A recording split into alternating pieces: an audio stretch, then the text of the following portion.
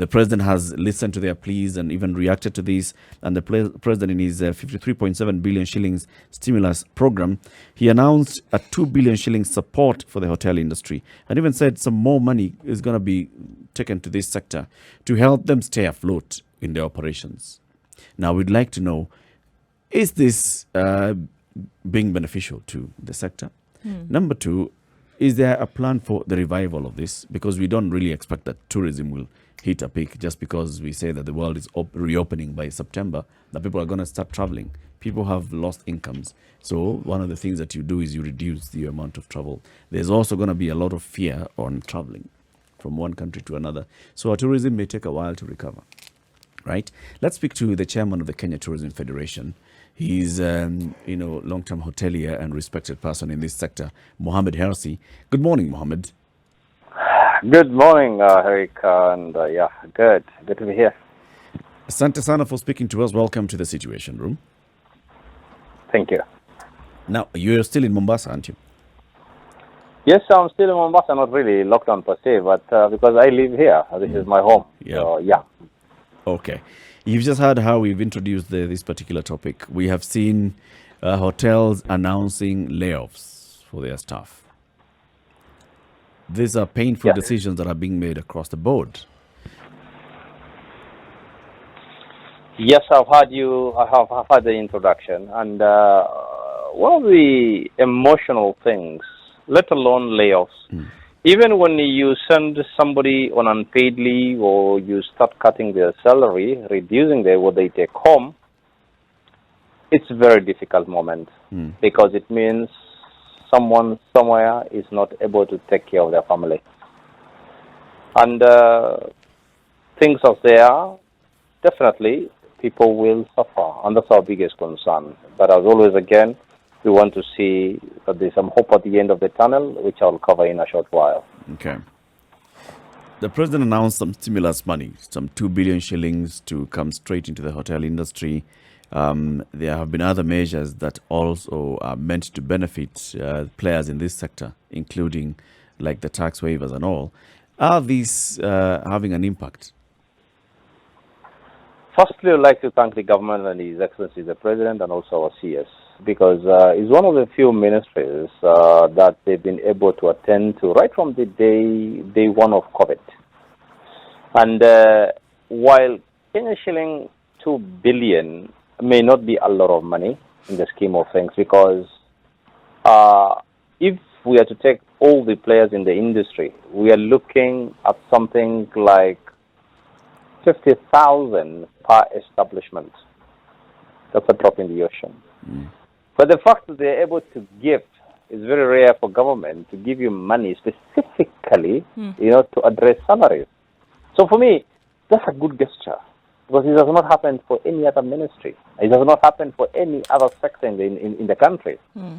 So it's a start, and we are yet to see how we are going to share that fund or how it's going to be allocated. There's a committee that has been formed. And we're going to come up with the criteria and look at who are the most needy. Obviously, for us in leadership, we are looking at helping the ones on the lower cut, the ones whose savings can't even last a month or 2 months to take them through the hard times. So it's better you help some 100 low-paid employees rather than helping one manager who may have a bit of savings. That's the position. And obviously, again, from the spirit of African Ubuntu, you help the people on the lower end. So, yes, it's a good gesture, and we appreciate. Is it good enough? Certainly not. We can do better. But again, let's face it, government has to take care of many other sectors as well. So essentially what we're looking at here is to put some money in the pockets of those who've lost their jobs as a result of the fact that the service industry, in this sense, basically shut down. And is the assumption then that as things open up, then we're not going to have to plug this particular hole, and that as it starts to trickle back in, it'll be fine? Is that the assumption then? Yeah, the assumption, tourism industry is a very labor-intensive industry. Labor-intensive in the sense that we are not automated per se. The only automation we have is the front desk, where you check in on the financial aspect. Because you cannot automate, a waiter serving you. You cannot automate, whipping that nice meal for you in the kitchen. You can automate making a room. So we are very labor intensive. That's why globally, tourism has been used as a vehicle to kick out poverty, to help people to put, to get money into their pockets. Countries like Vietnam, Laos, Cambodia, these are all war-torn countries less than 20, 30 years ago. Today, tourism is in the forefront. And tourism cannot be put in the back burner and you say, what, it's not important. There are people who actually doubt the contribution of tourism to the economy. But today, tourism is not working. Look at our shilling. Look at the, everything. It is said when tourism sneezes, the rest of the economy catches a serious flu. And that's where we are today. So, yes, it's a step in the right direction. But more important for us is the enabling other factors, like opening hours. When are we going to open the skies? Those are the things that we need addressed. I come from the school of thought of give a man a fish, you feed him for a day. But allow him to go on the fish. He will be able to feed himself for life. So giving and the handout will not take us very far. So it's very important we quickly address now on how to come back. And what, as Kenyans, we are good in coming back. Mr. Hersi, talking of coming back, what process would the industry actually have to take, even if, for instance, hypothetically speaking, they were given maybe 3 times the amount that the government has given? What are these actual steps that the industry would take to revive itself? We have our plan in place, very clear plan. And we've been through this before, something similar, not to this magnitude, because, we are very resilient as Kenyans, and specifically Kenya's tourism. We've been down 2008. Hotels on the coast and good part of Nairobi, 5%, 10% occupancy, nothing happening. And we had to bring in all this international press, we had to bring in local press. We came up with the Tembea Kenya campaign, and within a year, we were back again. Okay? 2013, 2014, Al-Shabaab became a menace. Numbers again disappeared. And then we went back again, and came back. However, this one is about health, is about safety. Now, when you talk about health, this is individual. This is a concern for you. You come in here negative and you're worried that, hey, by the time I'm leaving this country, I may turn positive. So it is a very, very personal thing, and it is not something we faced before. Now, what plan do we have in place? Number one, we've come up with very clear guidelines and protocols that guide us. Hotels and restaurants, all the classified ones, we've always placed hygiene and safety top there, number one. So while I appreciate government concerns about restaurant opening hours, restaurant guidelines, testing of staff, one question I want to ask is this. Who is testing the Matatu crew? This same waiter that you've insisted he gets tested and you take us through all this is going to ride in that same Matatu anyway. That client walking through the door on a high street on Kenyatta Avenue in Nairobi, who tested him or her? So I think we need to be careful here, and I think this is why I need to point out to government that they're a little bit unfair to the tourism industry. Who is testing supermarket staff?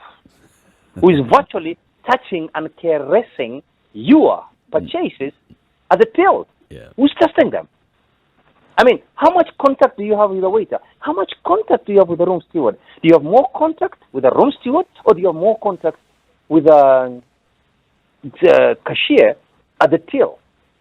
These are the things, because we are getting the feeling now that actually some of these hurdles that have been placed is not good for the economy. And for a government officer to come on screen, on TV, and say, hey, you dare open beyond this hour, we will close you forever, and you will never ever. This is not the time for threats, okay? We have a long journey to make. And this is just not about Kenya, it's the whole world.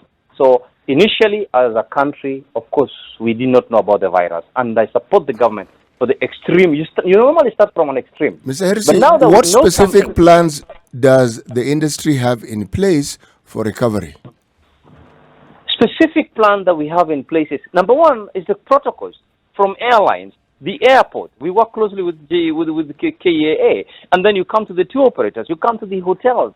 We've invested big time. We've done all the markings. We are ready. Staff have been trained. And we've decided to partner with world-renowned names, because people believe in, international bodies like SGS, Bureau Veritas, so that we assure anybody coming in, whether you're international, whether you're domestic, whether you're regional, that if you come to my hotel, you come to my restaurant, you should feel that you're safe. So that's very, very crucial. Because if you don't do that, it does not matter how much you advertise. And by the way, this is not the time for hard sell. You come to Kenya, you're wasting your money. It doesn't help. Yeah. Okay? So first things first is to conform to WHO. That's one of the things government has done very well by announcing the numbers on a single day, because everything transparency is key. Source market, international market, will be asking WHO, what ratings are you giving Kenya? WHO will come and say, you know what, Kenya has been transparent and we have the numbers and these are the measures they've taken. So now, yes. Now, this number 2 is for the airspace to be opened. And we've pleaded and we are pushing and we're lobbying, and hopefully it happens, that the cessation in Nairobi and Mombasa has to be lifted. This is the 2 biggest cities in Kenya. I mean, economy revolves around 2 cities. If you've closed these 2 cities, it doesn't matter what else you do. For instance, Kwale has been opened. Kilifi has been opened. Yep. It's point, it doesn't help them. They can't even visit one another because you still have to go through Mombasa. Okay, so I think the basics now is to make sure that we protect ourselves. We continue So you sanitizing, want the local airspace opened, or you want also the international airspace opened? No, we want the local airspace to be opened immediately, and also, yes, we also want the international, because the international market are already asking. The Middle Eastern carriers are already asking. Dubai is opening up for business already. People are asking, and not because we haven't done things, we haven't taken measures. Yeah. We've taken a lot of. You take a visit to Jomo Kenyatta International Airport, and you see the efforts they've made. Even check-in counters now have got glass counters that will protect the person on the other side and the passenger on this other side when you're checking in. There are a lot of steps. Social distancing, all that has been done. In fact, even the taps have been changed so that you use the elbow one. So But that the health experts, Hersi, the health experts who are advising the president the other day when he was announcing the measures will continue, said we are not yet there. We are not yet at a point where we could reopen even that travel within the country because of the risk of increased community transmission. And then now international travel, it even brings a whole different ballgame. He says we are not yet there. What makes you think that we are there yet? I respect the experts, and we will continue to listen to them as well, but we equally can monitor what is happening elsewhere globally. Number one, the testing that we are doing, I'll simply say it is not enough testing. 90 days down the line, 100,000 in a population of 45 million is not a good representative of where we are. But it also gives me a lot of hope when I see 600 people, was it 6,000 people, being tested in a single day in Nyandarua, and not a single one turning out positive. That gives me hope and says, you know what, yes, we are at least getting somewhere. That is key. But the biggest measure for us is also deaths, the mortality rate. The mortality rate, for some reason, has been very low in Africa, in Kenya, and many places. So since the mortality rate is low, they need to study. The same scientists and the same experts need to find out what is it that is happening to us. That's why we are not probably registering all these deaths. Now, closing the airspace doesn't help much because the virus is already here with us anyway. And one of the conditions we are placing is that before you come to Kenya, get your COVID-19 certificate. You've been tested at least 7 days before, then you can fly here. Okay? Now, if that has happened, you tell me, is there any further risk? Somebody coming in from the UK, somebody coming in from the US or whatever coming here, yet we already have the virus, and you're not testing these people, walking free in Kibera, walking free in Isli, walking free here in Old Town on Mombasa. So I hear you saying, Mohammed, that with the way things are, the way things have changed over the last 3 months, and the way things are now, I hear you saying that there really is no need for a further delay in opening up. Absolutely. I'll say without any doubt that it is time now to open up our skies. We need to start opening up the economy.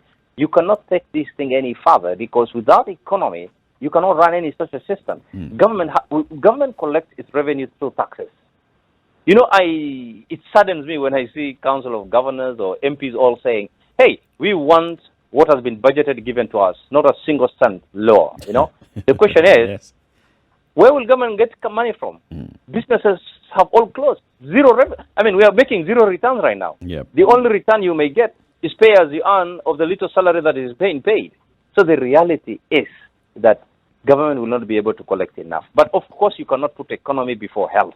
But now that we know so much about the virus, I think it's about time we open. And we have to continue doing what we've been doing. You know what? Simple things like washing your hands, hygiene levels, sanitation, mask. I think those are things that are not going to go away.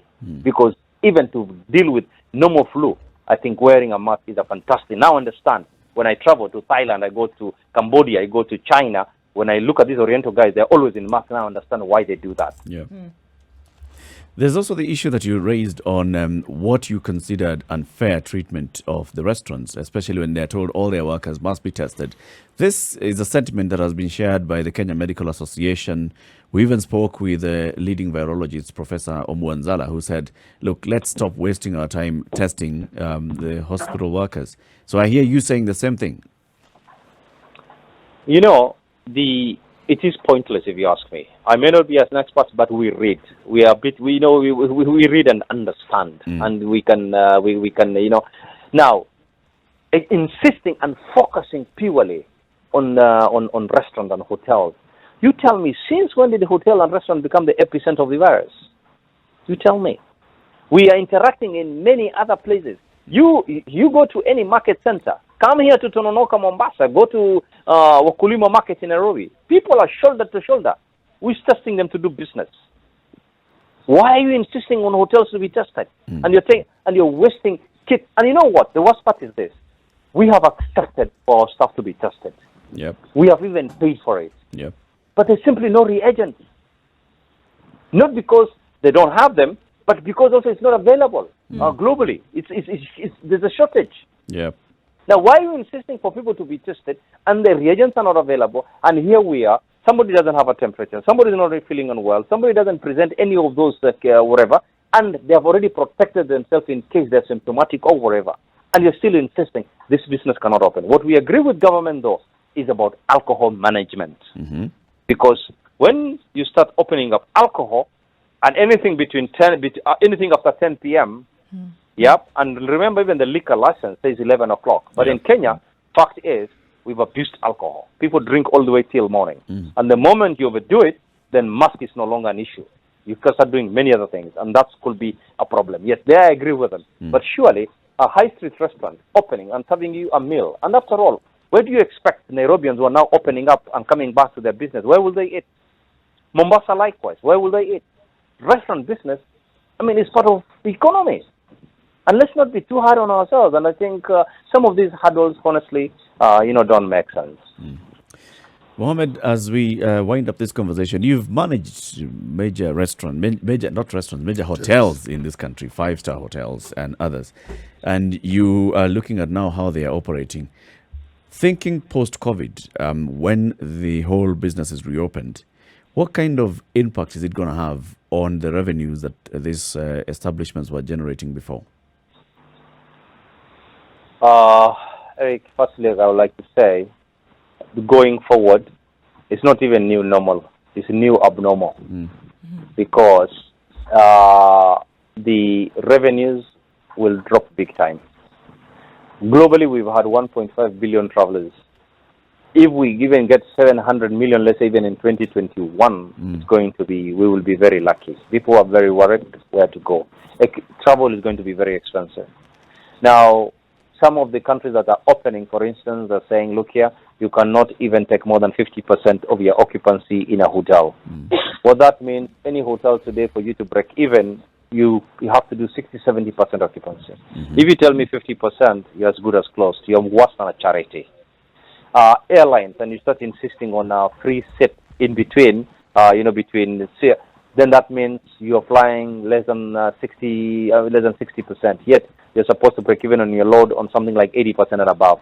You're virtually as good as keeping that aircraft, on tarmac. Now, the coming back to revenues is going to be very difficult.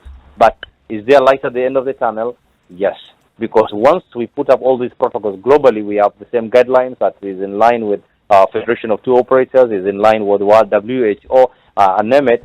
So we will start coming back slowly. But it will not take us less than 2 years.